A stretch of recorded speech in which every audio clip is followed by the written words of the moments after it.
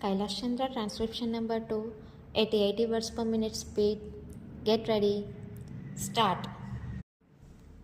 I should like now to make a few observations on the budget. This budget marks a turning point in the history of our country. It is no use attempting, as some of my friends have done, either to deprecate the budget very strongly or to suggest that we are not witnessing a new revolution in our methods of fiscal training and technique. I want it to be quite clearly pointed out to my friends that we are now facing the lean years of Indian finance. Hitherto, we had revenue surpluses which were a form of public saving and which were meant to be utilized for capital development. Hereafter, this form of revenue surplus would not be available. We have therefore to find out ways and means of implementing our great program of national reconstruction at minimum cost. My point is that the deficit on revenue account would be of the order of about rupees 19 to 20 crores. Here, let me point out that I do not agree with those of my friends in the finance department who have attempted to suggest that rupees 9 or 18 crores which are obtained from Pakistan should be put to the revenue side of the budget. They are to be put on the capital side. But that does not seriously alter the trend of my argument. What I am suggesting is that we would have to be prepared for a deficit of a much higher order even on the revenue side.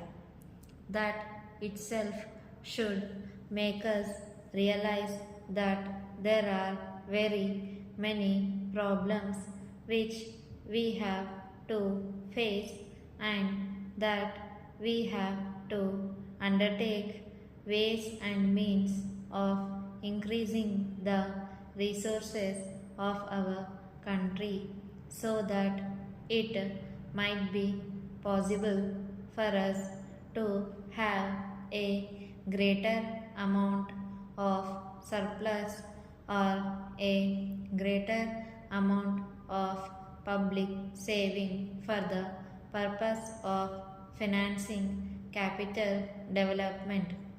The finance minister, in the course of his speech, Mr. Deputy Minister, pointed out that the deficits during the past 2 years were of the order of rupees 83 crores.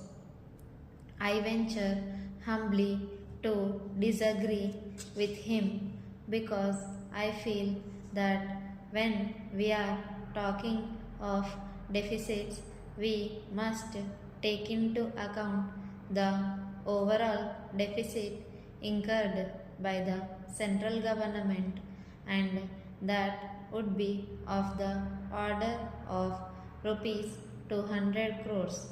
During the years of relatively light expenditure, we had shortfall of about rupees 200 crores.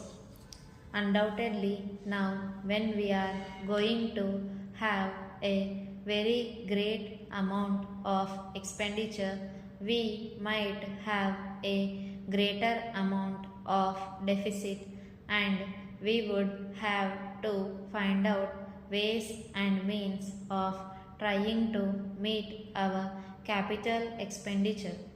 Some members have pointed out that deficit financing is good. Others have pointed out that it is poison.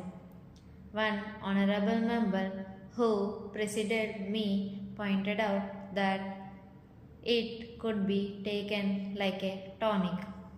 Now, I am not willing to enter into the merits of deficit financing or demerits of deficit financing in an academic spirit. The time has now come when we should face realities. I do suggest that we have to indulge in deficit financing, because without indulging in deficit financing, I would not be possible for us to indulge in capital expenditure on such a large scale. But when we are talking of the scope of deficit financing, I would like to place before the House and the Finance Minister the two great limitations which face us. The first limitation that faces us is that concentrating the internal price level.